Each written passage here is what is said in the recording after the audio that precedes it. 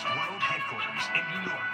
This is World News Tonight with David Muir. Good evening. It is great to have you with us here on a Wednesday night. We begin tonight with the race for the White House. Just 6 days from tonight, Election Day, will be on the air right here with our election night coverage. We hope you'll be right here with us. Tonight, more than 57 million Americans already casting their ballots.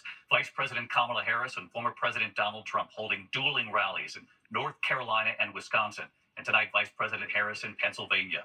Vice President Harris had her message of unity in these final days, but tonight Harris forced to respond to what President Biden said last night about Donald Trump's rally at Madison Square Garden.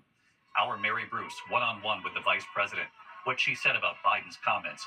And tonight, right here, Vice President Harris and her promise to Republicans and independents, and Mary asking her what her number one priority will be if elected. Tonight, Harris on what's at the top of her list. And after days of backlash over that comedian at the Madison Square Garden rally calling Puerto Rico a floating pile of garbage, tonight Trump seizing on President Biden's words. But Trump getting a warning of his own from Republican Nikki Haley. We have it all covered tonight with Mary Bruce leading us off from Raleigh, North Carolina, her one-on-one with Vice President Harris. Tonight in the must-win battleground of Pennsylvania, Vice President Kamala Harris promising to unite the nation if she's elected. We know we have an opportunity in this election to turn the page on a decade of Donald Trump trying to keep us divided and afraid of each other. That is who he is, but Pennsylvania, that is not who we are.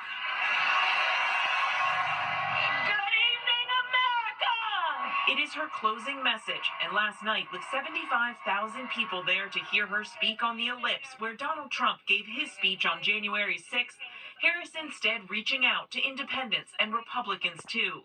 Unlike Donald Trump, I don't believe people who disagree with me are the enemy.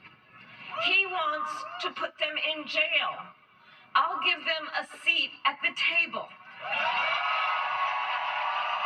But as Harris was speaking, President Biden sparking controversy with his reaction to the speaker at Trump's rally at Madison Square Garden, who denigrated Latinos and Puerto Rico. I don't know if you guys know this, but there's literally a floating island of garbage in the middle of the ocean right now. Yeah, I think it's called Puerto Rico. Biden lashing out. Well, let me tell you something.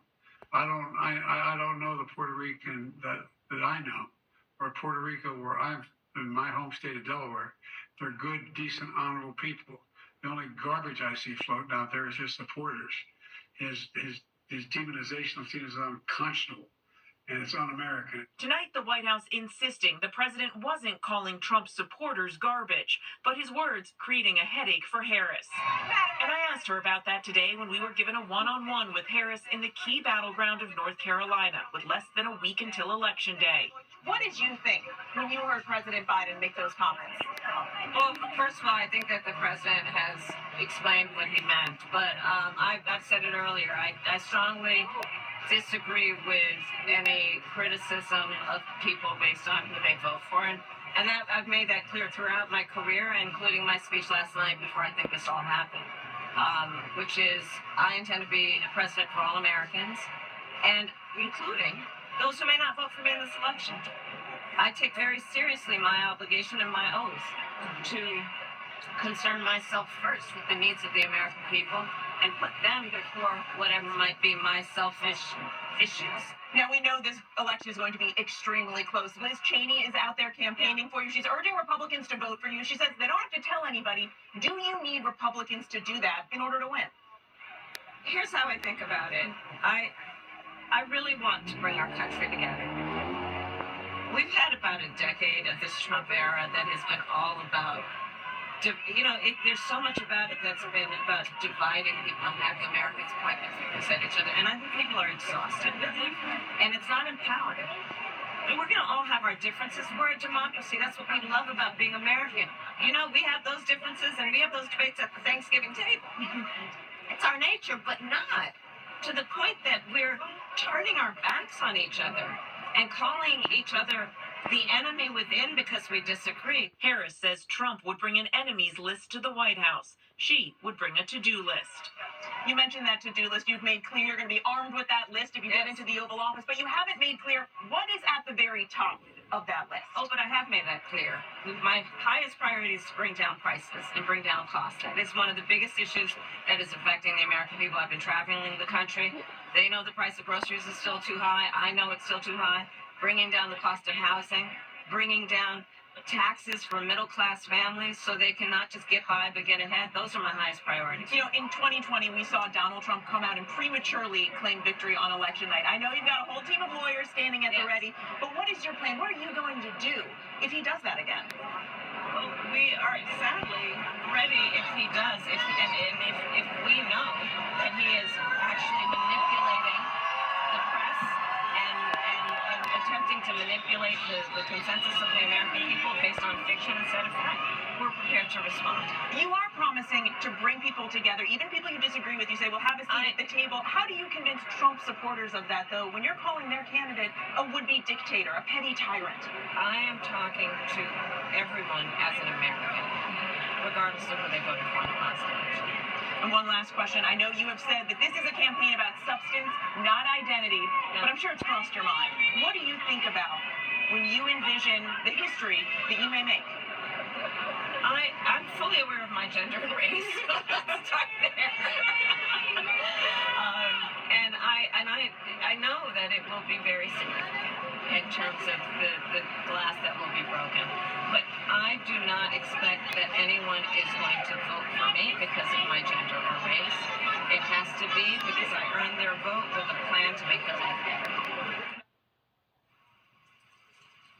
Harris is now taking this closing message and her pitch for unity on the road, hitting multiple battleground states a day after events today in North Carolina, Pennsylvania, and Wisconsin. Tomorrow she heads out west to Arizona and Nevada. David, tonight Harris telling me she isn't taking anything for granted. David. Mary Bruce leading us off one-on-one with the Vice President today. Mary, thank you. One-on-one with the Vice President today. Mary, thank you. Tonight, former President Donald Trump blasting President Biden's words. In fact, just moments ago, Trump in a garbage truck to make his point. Of course, this all started with a speaker invited to the Trump rally at Madison Square Garden who made jokes about Latinos and Puerto Rico, calling it a floating island of garbage.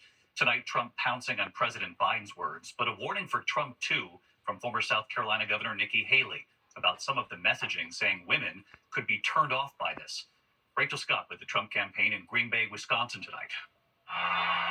Tonight in North Carolina, Donald Trump pledging to take America forward, saying Vice President Kamala Harris has had her chance. Well, we're running a campaign of solutions to save America, an America which they have virtually destroyed during their almost 4-year period of rule. She spends all of her time complaining about everything, but does nothing about it. She's going to do this, she's going to do that. Why the hell didn't she do it, right? Again and again throughout the day, Trump trying to seize on President Biden's words, insisting Biden called Trump supporters garbage, though the White House says that's not what he meant. Joe Biden finally said what he and Kamala really think of our supporters. He called them garbage. And they mean it. And late tonight, Trump in a garbage truck. It comes even as Trump's own supporters say the language from the Trump campaign has gone too far. Trump says things. Former South Carolina Governor Nikki Haley calling out the racist and misogynistic language from speakers at Trump's rally at Madison Square Garden, warning it could turn off women voters. This is not a time to have anyone criticize Puerto Rico or Latinos. This is not a time for them to get overly masculine with this bromance thing that they've got going. 53% of the electorate are women. Women will vote. They care about how they're being talked to, and they care about the issues. They need to remember that. This is a time of discipline, and this is a time of addition. And tonight, Trump facing questions about one of his most prominent supporters, Robert F. Kennedy Jr. Kennedy, who has pushed a wide range of unfounded conspiracy theories about vaccines, dropped his own independent bid for the White House to endorse Trump. Now he says that Trump has promised him, quote, control of America's public health agencies if he wins. The key that I think that President Trump has promised me is control of the public health agencies, which are HHS and its sub-agencies, CDC, FDA, NIH, and a few others, and then also the USDA, which is key to making America healthy. Trump seemed to back that up over the weekend at Madison Square Garden. I've been friends of his for a long time. And I'm going to let him go wild on health. I'm going to let him go wild on the food. I'm going to let him go wild on medicines. Trump's campaign in a statement says that no decisions have been made about cabinet picks. But again, just days ago, the former president said that he would let Robert F. Kennedy Jr. go wild on food and health if he were to be reelected and win the White House. The former president has a rally here in Green Bay, Wisconsin tonight before heading out west, David. All right, Rachel Scott, she's live in Wisconsin for us. 6 days to go, Rachel. Our thanks to you and to Mary tonight. To the other news tonight and to the tornado watch in several states as we're on the air at this hour. Millions on alert for severe weather. Dark skies right here over Oklahoma. The record heat spreading across the east. Halloween temperatures near 80 from New York City to Philadelphia to Washington, D.C. Meteorologist Lee Goldberg from our New York station, WABC, tracking it all for us tonight. Lee, I know you're going to start with this storm threat. What do you see? Well, with this summer warmth, David, and you can see no fall jacket required here in New York City. We're 76, but we have severe weather now, and that's in the plains. Tornado watches have been out this afternoon. They go through this evening from Oklahoma all the way up to Missouri, Kansas City included. That squall line's approaching, could approach Des Moines too. And tornado watches are separated from freeze warnings by about 100 miles. Speaks to the potency of the front. Now, that's surging warm air off to the east, so we're near 80 in Philly and New York and Boston tomorrow. The warmest Halloween in nearly 80 years could hit records in Syracuse. Now, that's going to last through late week. We start getting drier and windier, and the cool temperatures come in. We'll be in the 50s over the weekend. So, David, it's back to reality and standard time this weekend. Back to you. Lee Goldberg, good to have you with us. Thank you, Lee. Overseas tonight, the catastrophic scene unfolding in Spain after more than a month's worth of rain in just hours. Look at the images tonight from the southeast province of Valencia. The muddy water rushing through the streets, cars piled up like toys. Tonight, the staggering numbers. At least 95 people are dead, thousands trapped. Here's our chief foreign correspondent, Ian Pannell, tonight. Dramatic video tonight of catastrophic flooding sweeping across parts of Spain, leaving more than 90 dead, with many residents still missing. Streets swallowed by violent waters after almost a year's worth of rain fell in a matter of hours in one town, with parts of southeastern Spain deluged by rain and hailstorms. More than 2,000 people are reported trapped. The military called in to help, with more than 1,000 personnel assisting rescue operations in Valencia. Helicopters descending into neighborhoods, airlifting some people trapped in cars and homes. Others taken to safety by boat. Tonight, rescuers working to reach some 650 people trapped inside an IKEA store. And as the water subsides in some areas, the damage widespread. Cars tossed around by the floods, now piled up along the streets. Large sections of buildings, roads and bridges washed away, leaving many towns cut off. David, the authorities in one area saying this was the worst natural disaster in 100 years, with Spain's Prime Minister warning more rain is on the way. David. Ian Pannell with us here tonight. Ian, thank you. Meantime, back here in the U.S., a strong report on the U.S. economy tonight with just 6 days now until this election. The nation's output of goods and services, the GDP, grew 2.8% from July to September. That's the 10th straight quarter of uninterrupted growth now, 2.5 years. The strength was fueled by strong consumer spending with inflation now under control. And gas prices are falling as well. The average now $3.11 a gallon. That's down 8 cents since last month, 35 cents since last year. Seasonal demand and cooling tensions between Israel and Iran. Some analysts predict prices could soon fall below $3 a gallon. When we come back here tonight, a United Airlines passenger arrested tonight. A United Airlines passenger is facing charges for allegedly beating up a sleeping passenger during a flight from San Francisco to Washington, D.C. Authorities say he repeatedly punched the victim in the face and head. They say he did not know the victim. Another passenger breaking it up, the suspect arrested when that plane landed. Outside New York City tonight, the murder at a Hampton spa and watermill. Police say the victim was killed in a guest room at the Shuggie Bond house. The suspect, believed to be her boyfriend, they found him dead from a self-inflicted gunshot wound at his home in Pennsylvania. News tonight on the Menendez brothers, their legal team now asking for clemency, the new strategy to potentially fast-track their release from prison. Their attorney has filed the paperwork asking California's governor to grant clemency. The DA supports the move in LA. It would change the brothers' sentence, but not their conviction for the murders of their parents 35 years ago now. When we come back tonight, those two Yankees fans and what they tried to do last night, what's happened to them now tonight? And the moms are back this Halloween. They have quite a performance ready for you here in a moment. To the index of other news tonight, two Yankees fans have been banned from tonight's Game 5 of the World Series. Millions watching last night as they tried to steal away a foul ball from Dodgers right fielder Mookie Betts during last night's game, nearly stealing his glove, too. Both fans were ejected. They've been banned from tonight's game. Their tickets will be refunded.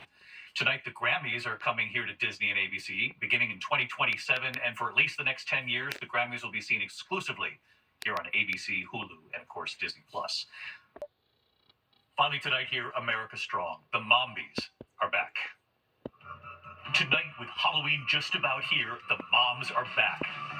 They're not zombies, they call themselves the Mombies. Moms dressing up together, dancing together on Main Street in Fairfield, Connecticut, all for a good cause. Michael Jackson's Thriller, raising money for breast cancer research.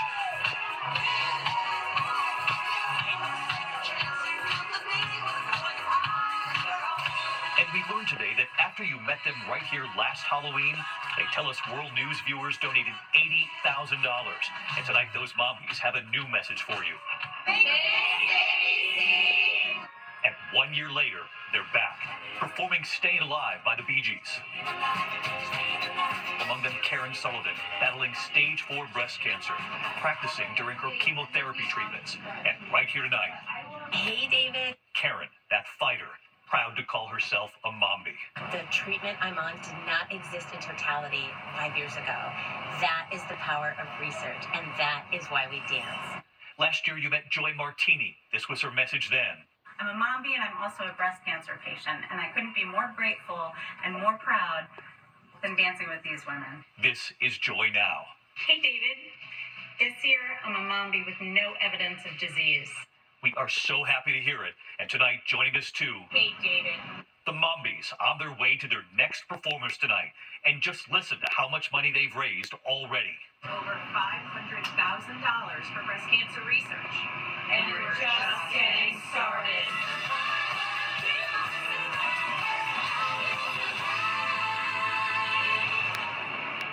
And they're just getting started. They're an inspiration.